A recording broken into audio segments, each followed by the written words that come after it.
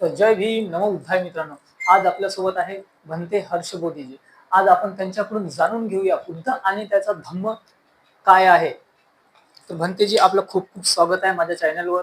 आज बऱ्याच लोकांच्या मनामध्ये प्रश्न निर्माण झालेला आहे की बुद्ध म्हणजे काय आणि त्यांचा धम्म म्हणजे काय. की बऱ्याच लोकांना बुद्ध आणि त्याचा धम्म आजही नीट कळालेलं नाही असं मला वाटते, कारण की ते आजही बुद्धाकडे न वळता दुसऱ्या धर्माकडे आक्रूड होतात. तर याबद्दल आपण काय सांगणार आहात? पहिले तर आपल्या चॅनलवर जेवढे काही दर्शक आहेत त्यांना मी मंगलमैत्री जय भीम मंगलमैत्री प्रदान करतो. आणि आपण जे काही विचारलेलं आहे बुद्ध धम्माच्या संदर्भामध्ये, ऍक्च्युली बुद्ध स्वतः बुद्धाचा जो श्वास आहे तो त्यांचा आहे. 6 वर्ष त्यांनी ते प्रॅक्टिकल केलेलं आहे. तो नेचर, बुद्धांचा श्वास नेचर आहे, त्यांनी तो केलेला आहे. आणि धम्म म्हणजे बुद्धांनी उपदेशलेला मार्गदर्शक धम्म. तर बुद्धांच्या विचारावर चालण्यासाठी आपल्याला प्रयत्न करायचा आहे. असं भगवान बुद्ध आणि त्याचा धम्म, बुद्ध आणि त्याचा धम्म डॉक्टर बाबासाहेब आंबेडकरांनी लिखित आहे. तो लोकांनी चालला पाहिजे, तो लोकांनी वाचला पाहिजे आणि वाचनापर्यंतच मर्यादित न ठेवता त्याच्यावर प्रॅक्टिकल केले पाहिजे.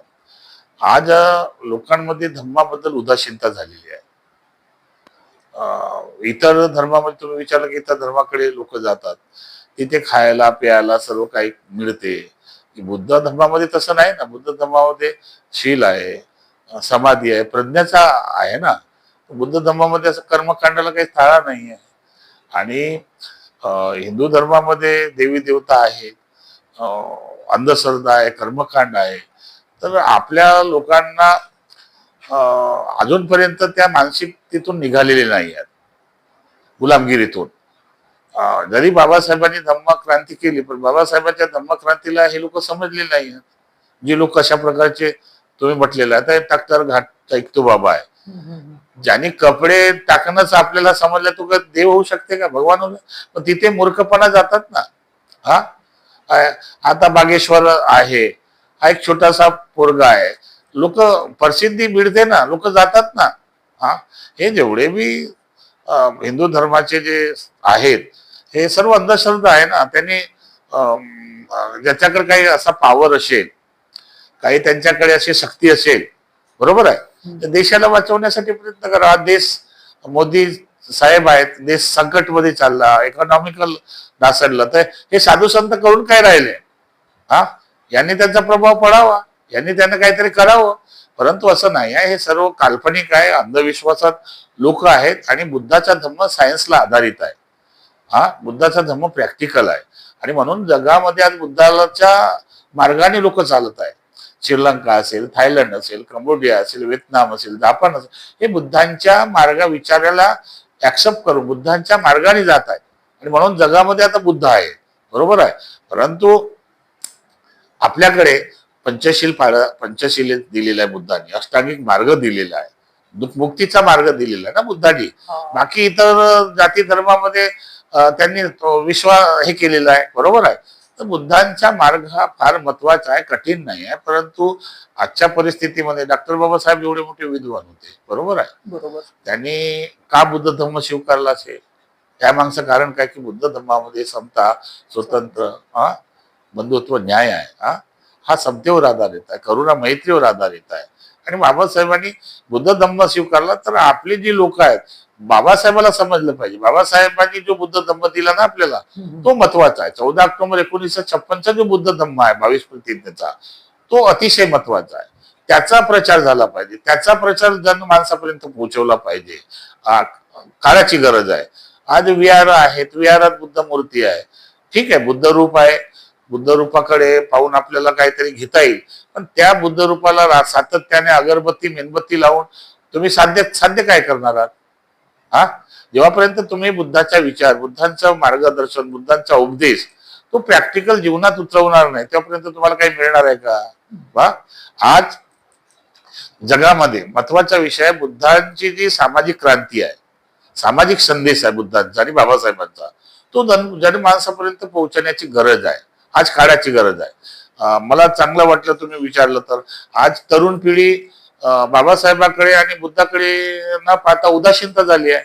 याचं कारण असं आहे की त्यामध्ये आई वडिलांनी काय केलं, मुलाला एज्युकेशन दिलं म्हणजे शिक्षणाकडे खूप प्रवृत्त केलं, पण त्याचबरोबर आपल्या मुलाला धार्मिक संस्कार करण्यासाठी विहारात घातलेलं नाही, विहारात येत नाही. आणि विहारात येतीलही कसे, त्याच्यामध्ये भिक्खू संघाची फार मोठी भूमिका आहे. भिक्खू संघाने जर तरुण मुलाला चांगलं मार्गदर्शन केलं, त्याच्या भवितव्यासाठी मार्गदर्शन केलं, तो कोणत्या लाईनने जात आहे, तुला काय अपेक्षा आहे, ते ह्या सर्व गोष्टी धम्मामधून मिळाल्या तर मुलं बी आकर्षित होतील. बरोबर आहे. बरोबर. आज भिक्षू कडे गेले तरुण मुलं, आज एज्युकेशन शिक्षित आहेत, मुलं शिकलेले आहेत, बऱ्याचशा गोष्टी त्यांना कळतात आणि ते काय कधी कधी भिक्षूला विचारतात, त्याचे उत्तर वेगळे येतात, त्यामुळे ते मुलं निराशा होतात की भंतेजीकडून काय बा. आजचा विषय असा आहे की तरुण मुलासाठी, त्यांच्या डेव्हलपमेंटसाठी, त्यांच्या विकासासाठी असे बहुत सारे मार्ग आहेत बुद्ध धम्मामध्ये. बरोबर आहे. ते आज करण्याची गरज आहे. आणि म्हणून जे लोक बुद्ध आहेत, बरोबर आहे, त्यांनी शील समाधी प्रज्ञाचा परिवारामध्ये बुद्धांच्या मार्गाचं अवलंबन करून प्रॅक्टिकल करण्याची गरज आहे. हे दिखावा धावणारे बुद्ध नको आहेत. बरोबर आहे. आज 56च्या बाबासाहेबांनी 56ला बुद्ध धम्म दिला आणि 22 पत्न्या दिल्या. बरोबर आहे. अजूनपर्यंत आज कन्फ्युजन होऊन राहिलं. मला बोलायचं तुमच्या टीव्हीवर, चॅनलवर, की बुद्ध लिया की मार लिया, हाच एक मोठा प्रश्न निर्माण झाला. आता कन्फ्युजन आहे. तर मला हे म्हणायचं आहे की डॉक्टर बाबासाहेबांपेक्षा कोणी विद्वान आहे का, कोणी भिक्षू तरी आहे का या जगामध्ये? तर बाबासाहेबांनी म्हटलं की येवलेला 1935ला मी हिंदू धर्मात जन्मालो, हे माझ्या हातामध्ये नव्हतं. बरोबर आहे. पण मी हिंदू म्हणून मरणार नाही. 35 आणि 56 21 वर्ष बाबासाहेबांनी बुद्ध धर्माचं अध्ययन केलं. बरोबर आहे. इतर धर्माचे अध्ययन केलं आणि धर्माचे अध्ययन केलं. आणि बाबासाहेब जेव्हा संविधान लिहित होते तेव्हा ते धर्मांतरित नव्हते. बरोबर आहे. तर बाबासाहेबांनी 1949ला संविधान कम्प्लीट केलं, 50ला लागू झालं. बरोबर आहे. देशाचं संविधान.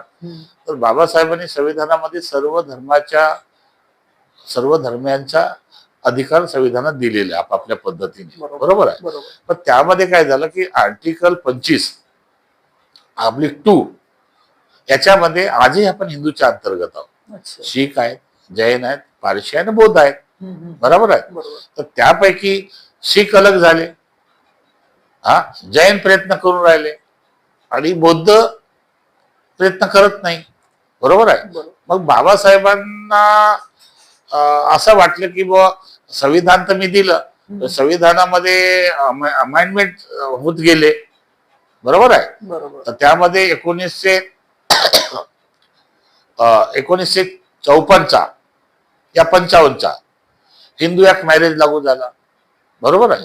आणि तो ऍक्ट लागल्यानंतर बाबासाहेबांना वाटलं की आता माझ्या समाजासाठी मला काहीतरी करायचं आहे. संविधानात तर मी चेंज करू शकत नाही. बरोबर आहे. तर संविधानात चेंज करू शकत नाही, पण धर्मांतर करून माझ्या लोकांना सुरक्षित करीन, त्याचे सेफगार्ड कायम ठेवील. आणि म्हणून बाबासाहेबांनी 14 ऑक्टोबर 1956ला स्वतः बौद्ध धर्माची दीक्षा घेतली आणि स्वतः 22 पत्न्यांसोबत बौद्ध धर्माची दीक्षा दिली. तर बाबासाहेबांनी म्हटलं की आता मी बौद्ध झालो. बरोबर आहे. आणि जे इतर 5 लाख होतं त्यांनी बाबासाहेबांचं मान ऐकलं की नाही, बाबासाहेब म्हणतात ते बरोबर आहे, आता आपण पूर्व आश्रमीचे मान, ठीक आहे, पण आता आपण बौद्ध झालो. आपली संस्कृती बुद्धाची होती. बरोबर आहे. आपण नाग लोक होतो, आपण बुद्धांचे अनुयायी होतो आणि त्यामुळं बौद्ध धर्मात जातीपातीला तारा नाही.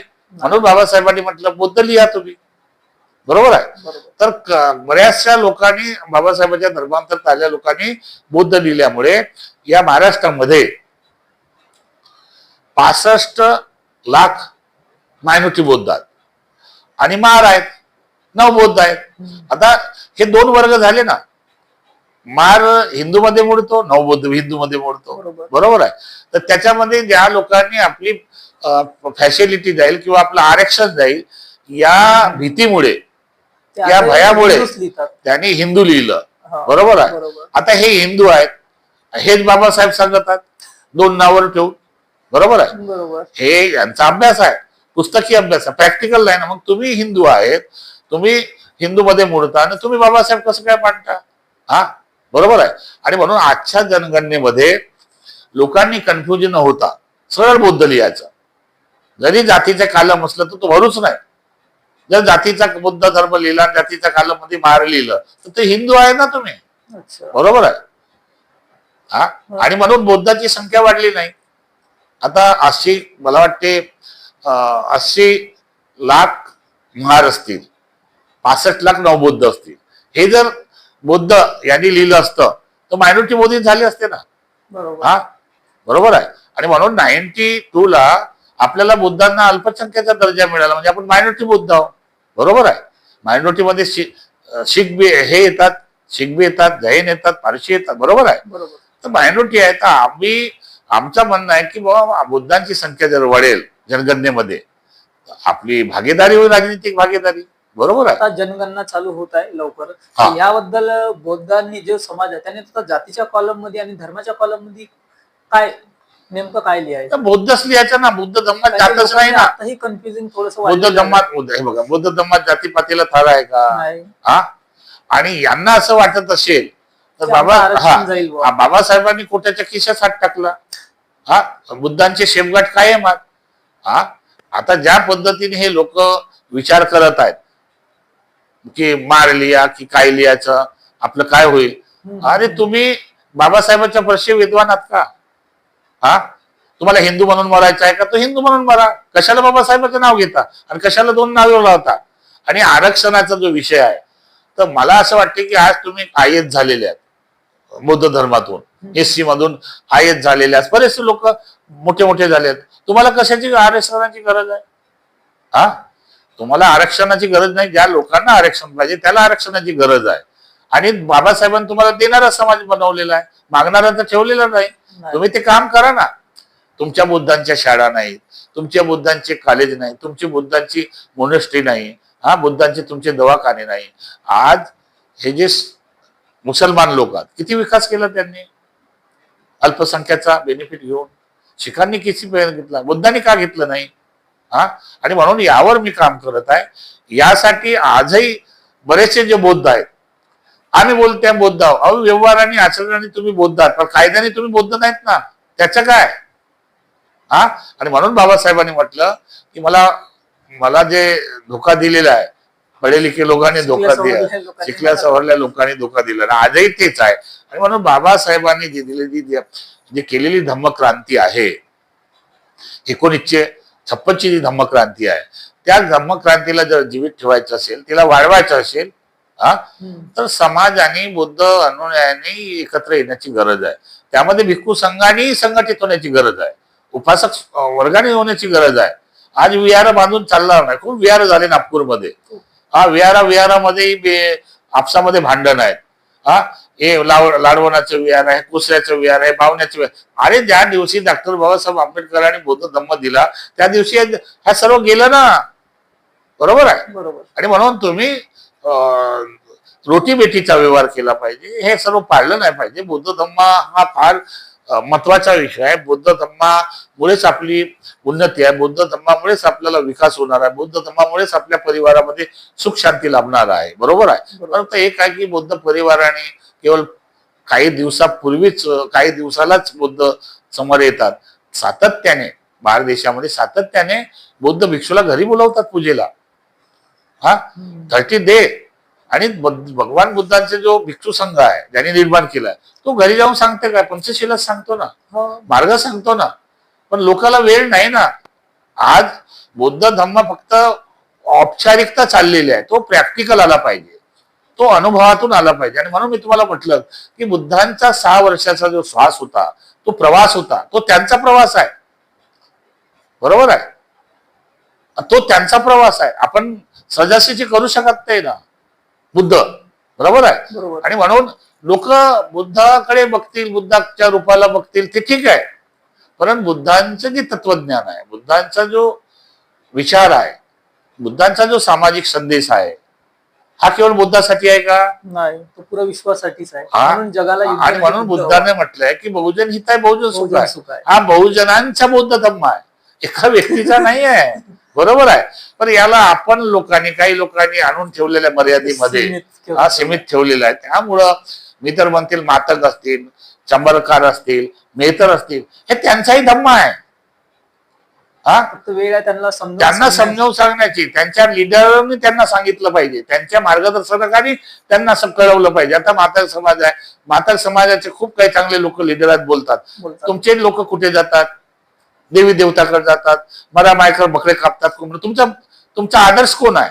हा लिटर लोकांनी सांगितलं पाहिजे ना. बरोबर आहे. बरोबर. बुद्ध हा काही चमत्कार नाही, अंधविश्वास नाही, भाग्यवाद नाही. बुद्ध हा बुद्धीचा आणि दूरदृष्टीचा आणि मनाचा एकाग्रपणा, चिंतन मनन करून तुमच्या दूरदृष्टीचा बुद्ध धम्म आहे. बरोबर आहे. साधे सरळ सोपा आहे, करणाऱ्यासाठी खूप कठीण आहे. बरोबर आहे. ज्यांना काही वाटतं की बुद्ध धम्म असा आहे, अरे बुद्ध धम्मामध्ये पंचशील दिलेले आहेत. बरोबर आहे. बरोबर. हा, जगामध्ये बुद्ध धम्माशिवाय शांतता नाही आहे. आज सर्व विश्वमध्ये बुद्धाची गरज आहे. बरोबर आहे. आणि म्हणून आपण जेव्हा बुद्ध आहोत, आपण बुद्धांच्या ज्या आचारसंहिता आहेत त्या पाळल्या पाहिजे. हा, आपण सातत्याने पौर्णिमा असेल किंवा काही महत्वपूर्ण दिवस असेल, आपल्या समाजाने हे केलं पाहिजे. बरोबर आहे. दीक्षाभूमी एवढी आहे, उजाड झालेली आहे. उजाड, पाणी नाही प्यायला, लोक यायला येतात तर राहायला नाही. हा, बघा आहे ना, आज बाजूच्या याच कामठीला 7-8 किलोमीटरवर, 10 किलोमीटर अंतरावर सुरेखा ताईनं केलं की नाही निर्माण ड्रॅगन प्लेस. त्याच्या अगोदर नागलोक देखील आहे. बघा ना, नागलोक आहे, डेव्हलप झालेला. तिथे लोक बघायला जातात, तिथे सारी व्यवस्था आहे. मी त्यांच्या फेवरने बोलत नाही, पण जे सत्य आहे ते बोलतो ना. दीक्षाभूमीवर काय आहे, अजूनही ते चाललेलं आहे. हा, आज हे भगवा जो झालेला आहे, हा त्याची हिंमत झालेली आहे त्या मुलाची. तर भंते ससाईजींनी सर्वांनी बसून, भिक्षू संघाने बसून, इथल्या समाजाने बसून त्याचा निषेध केला पाहिजे. पत्रकार परिषद घेतली पाहिजे, त्याला त्वरित अरेस्ट केलं पाहिजे. काँग्रेसच्या वरिष्ठ नेत्यापर्यंत बातमी गेली पाहिजे. बरोबर आहे. आणि म्हणून बुद्ध धम्माला बदनाम करण्यासाठी RSSचे काही लोक लागलेले आहेत, काँग्रेसचे लोक त्याच्यामध्ये समाविष्ट आहेत. बरोबर आहे. आणि काँग्रेस आणि भाजपा काही दो अलग नाही आहे. हा, मावशीचं नातं आहे. बरोबर आहे. एकाच नाण्याच्या दोन बाजू आहेत. परंतु वर्तमान परिस्थितीमध्ये एखादा राहुल सारखा व्यक्ती आहे काँग्रेसमध्ये. बरोबर आहे. तर आपण तर एज्युकेट आहे, पण त्यांच्या विचाराची आणि याची केली पाहिजे. म्हणजे जे सत्य आहे ते स्वीकारलं पाहिजे. बरोबर आहे. आणि म्हणून एक धर्मगुरू या नात्याने मी भिक्खू संघाला सांगतो की आज जे जरूरत आहे, धम्माचा प्रचार कसा होईल. इथे काही राजकीय व्यवस्था नाही ना, राजा बिंबिसार नाही, प्रसिद्धीत नाही. सम्राट अशोकाच्या योगदानामुळे बुद्ध धम्मा दिसायला भेटतो ना. बरोबर. त्यांच्यामुळेच आपल्याला आज आपल्याला चैत्य स्तूप, महाबोधी दिसतोय ना. बरोबर, सर्व काही आहे. आणि म्हणून राजकीय श्रेय भिक्षूला नसेल, हा धम्म काही वाढणार नाही. बरोबर आहे. आणि म्हणून आजच्या परिस्थितीमध्ये मला एवढंच सांगायचं आहे प्रामुख्याने की भिक्खू संघाने आता राजकीय क्षेत्रामध्ये येण्याची गरज आहे. जर बौद्ध धम्माचा विकास करायचा असेल, बुद्ध धम्म वाढवेल कसा? कारण की तुमच्याकडे प्रचाराचे साधन नाही, तुमच्याकडे उपजीविका काय आहे, लोक किती देतील तुम्हाला? 1-2 दिवस देतील, 1-2 दिवस देतील. आणि म्हणून शासन, जसं अशोक सम्राटकडे संपत्ती होती, त्यांनी स्वतःची संपत्ती बुद्ध धम्माच्या प्रचारात लावली, म्हणून तो बुद्ध धम्म वाढला. बरोबर आहे. त्यामध्ये भिक्षूंचंही योगदान आहे. पण आजच्या परिस्थितीमध्ये भिक्षू संघाने एकत्र बसून या समाजाच्या उत्कर्षासाठी, बुद्ध धम्माच्या विकासासाठी आणि बुद्ध धम्मामध्ये लोकांची श्रद्धा वर्धित करण्यासाठी संघटित होऊन बुद्ध धम्म आणि बाबासाहेबांचा जो धम्म दिलेला आहे त्या धम्माला वाढण्याची गरज आहे. आलं का लक्षात? आणि म्हणून मी तुमच्या चॅनलच्या माध्यमातून सांगतो की बाबासाहेब आंबेडकरांनी 14 ऑक्टोबर 1956 बुद्ध धम्माची दीक्षा घेतली आणि दिली. पण 1956च्या नंतर म्हणजे नोव्हेंबर महिन्यात 14 ऑक्टोबर 1956 बाबासाहेबांनी दीक्षा घेतली. आणि 14 ऑक्टोबर 1956ला 20 नोव्हेंबरला डॉक्टर बाबासाहेब काठमांडू या ठिकाणी गेले. तिथल्या राजाने त्यांना बोलवलं. तिथे कॉन्फरन्स झाली आणि त्या कॉन्फरन्समध्ये बाबासाहेबांना बोधिसत्वाचा किताब मिळाला. बरोबर आहे. बरोबर. आणि त्याच कॉन्फरन्समध्ये काल, मास आणि बुद्ध याच्यावर बाबासाहेबांचं मार्गदर्शन झालं. एक भाषण दिलं होतं. भाषण दिलं. त्यानंतर ते पुस्तक आणि प्रकाशित केली आहे. बाबासाहेबाला विचारलं की बा बुद्धाच्या धम्माचं काय, तर बाबासाहेबांनी तो बुद्ध मांडला आणि कार्ल मार्क्सला कम्युनिस्ट विचारधाराला खोदून काढलं. बरोबर आहे. बरोबर आहे की नाही. तर त्याला 70 वर्ष पूर्ण होत आहेत. बरोबर आहे. आणि म्हणून डॉक्टर आंबेडकर इंटरनॅशनल बुद्धिस्ट संसद या संस्थेच्या माध्यमातून मी पहिल्यांदा काठमांडूमध्ये 20 नोव्हेंबर 2026ला एक आंतरराष्ट्रीय जागतिक बुद्ध कॉन्फरन्स घेत आहोत. बरोबर आहे. बाबासाहेब आज जगात, महाराष्ट्रामध्ये तर आहेत, बाबासाहेब जगामध्ये मांडला पाहिजे, बरोबर. जगाच्या लोकांना समजला पाहिजे. बरोबर आहे. आणि म्हणून आम्ही आता बाबासाहेब भारतापुरता न मर्यादित ठेवता देश विदेशात बाबासाहेब काय आहेत, आज सिम्बॉल ऑफ नॉलेज आहेत ना, जगामध्ये एवढा मोठा कुठे आहे का. मला तर असं वाटतं की आज आपण जे काय करतो सर्व बाबासाहेबांच्या मुळे आहे. बरोबर. बरोबर आहे. आणि बाबासाहेबांनी म्हटलं शिक्षित व्हा, संघटित व्हा, संघर्ष करा. बरोबर आहे. हे 3 तत्व दिले. बुद्धाने शील समाधी प्रज्ञा दिलेले आहे. बरोबर आहे. आणि म्हणून जे काही संघर्ष झाले असतील आणि आज जो बुद्ध धम्म आहे तो बुद्ध धम्म प्रचार लोकांमध्ये हा हिंदू लोकांनाही समजला पाहिजे. बुद्ध धम्म ब्राह्मणाही समजला. आपल्यापेक्षा ब्राह्मण लोक समजून आहेत. बुद्ध तत्वज्ञानच घेतात पण नाव दुसऱ्याचं सांगतात. बुद्धाची विचारधारा घेतात सर्व साधू संत, पण नाव कोणाचं घेतात, दुसऱ्याचं घेतात. बुद्धाची विचारधारा चोरून दुसऱ्याचं नाव घेऊन बुद्धच मानतात. बरोबर आहे. बरोबर. आज त्यांनाही माहित आहे की बुद्धाशिवाय पर्याय नाही, पण आपलं दुकानदारी कशी चालेल, लोक काय म्हणतील. आणि म्हणून अशा प्रकारचं जो आहे ते बुद्ध धम्मात खूप शक्ती आहे, ताकद आहे. आपण जे विचारलं की बुद्ध धम्माकडे लोक का येत नाही, बरोबर. याचं एक कारण असं आहे की अंधकार आहे, अज्ञान आहे. कुठेतरी लोकांच्या मनात भीती आहे. अंधकार आहे, अज्ञान आहे. आणि बरेचसे लोक शिकले सवरले लोक आहेत. बरोबर आहे. तेच टाकर घाटायला जातात. बरोबर आहे. त्यामध्ये आमचे बनते ससाईजी, मी व्हिडिओ पाहिला, यासारखे भिक्षू जर टाकर घातला जात असेल तर समाज आदर्श काय घेईल, समाजावर काय इफेक्ट पडेल. समाजाने तसा बहिष्कार घातला पाहिजे. बरोबर आहे ना. बरोबर. आता सध्या त्या बागेश्वरच्या याला माननीय जस्टिस गवई साहेब गेले. बरोबर आहे. लोकांनी किती प्रतिक्रिया दिली विरोधात, आणि अशा लोकांनी दिली की ते बौद्धही नाही आहेत. बरोबर आहे. एक स्वतंत्रता आहे, प्रत्येक माणसाला स्वतंत्र जीवन जगण्याचा अधिकार आहे. बरोबर आहे. ते व्यक्तिगत त्याचं काय असेल ते श्रद्धा असेल. बरोबर आहे.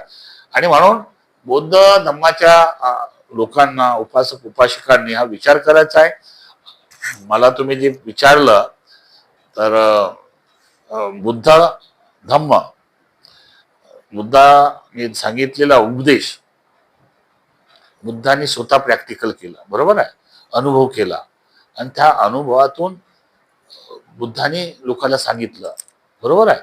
आणि तुम्हाला माहित असेल पंचवर्गीय भिक्षूंना पहिला उपदेश दिला आणि त्या उपदेशामुळे ते धम्मचक्र झालं. बरोबर, चक्र झालं. आणि त्या ठिकाणी 1956ला जसं 21 नोव्हेंबरचा कॉन्फरन्स झाली, 23ला डॉक्टर बाबासाहेब आंबेडकर धम्मेक स्तूपाला आले भेटायला. बरोबर आहे. आणि तिथे वंदन केलं की तथागत बुद्धाने 2500 वर्षापूर्वी या ठिकाणी धम्मचक्र परिवर्तन केलेलं आहे. बरोबर आहे. ह्या गोष्टी सर्व आहेत. आज मला तुमच्या चॅनलच्या माध्यमातून एवढंच सांगावं लागेल की बुद्धाकडे बघताना श्रद्धा, आस्था, विश्वास आणि समर्पण पाहिजे. बरोबर आहे.